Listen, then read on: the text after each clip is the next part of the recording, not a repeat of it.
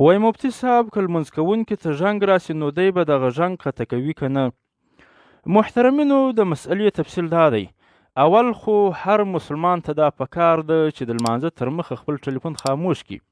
خو بیا هم که چیرې لمونځ کوونکي ته زنګ راسي نو دی باید پر جیب باندې سربیره دغه ټلیفون کښېکاږي چې زنګ یې قطع سي.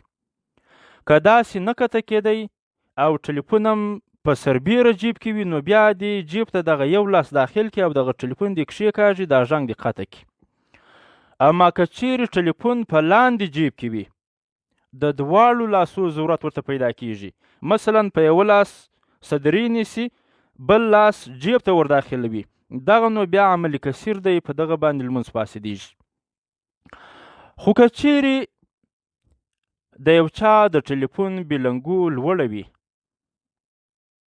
او دی په جومات کې ولاړ وي او دغه ټلیفون یې په لاندې جیب کې وي نو خپل لمونځ دې مات کړي، دغه د ټلیفون زنګ دې قطع کړي، د نورو مسلمانانو لمونځونه دې نه خرابوي. دغه مسئله مجموعة الفتاوا همداراز فتاوا الصلات په تفصیل باندې لیکلې ده.